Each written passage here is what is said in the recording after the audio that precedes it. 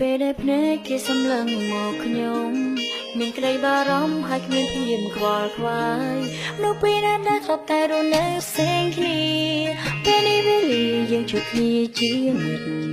ពេលខ្ញុំលំបាកគេតែនៅចិត្តខ្ញុំពេលខ្ញុំលួចយំគេតែលួចលំឲ្យខ្ញុំសប្បាយនឹកគេលើតែពេលដែលរកគេនៅឆ្ងាយតែចិត្តទាំងកាយហើយដូចជានៅមិនសុខឋានៈត្រឹមជាមិត្តដែលចិត្តស្និទ្ធនឹងគ្នា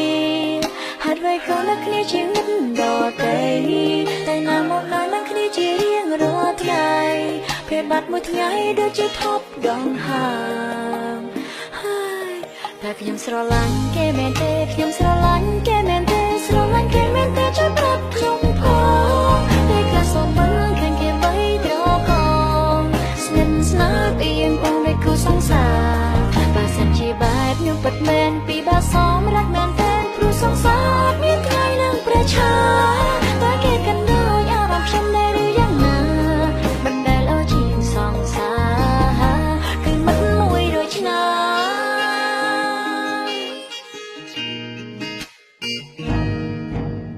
ស្នេហ៍គេតែគេវិលបាយ៉ាងនេះអងគឺតែឯងកណ្ដាលកណ្ដាលបែបនេះមិនដឹងថាត្រូវប្រាប់គេរបៀបណា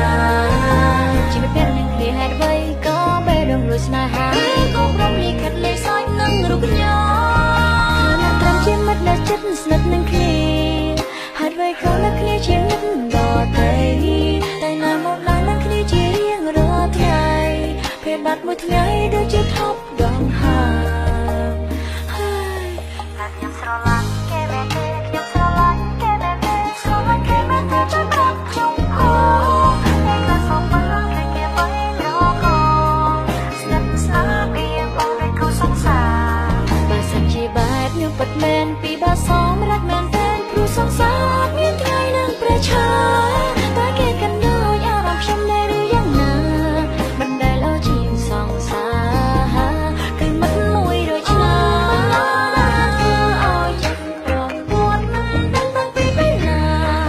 តែតាមថាពេលរូបហើយកាលបើសិនគេរកគេនៅខ្ញុំនឹងរលត់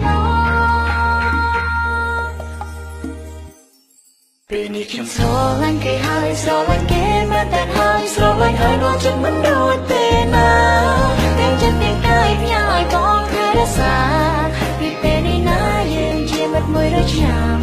ចង់ឲ្យរូបបងមានតែអូនហើយអូនក៏មានតែបងជានេះបងជារបស់អូន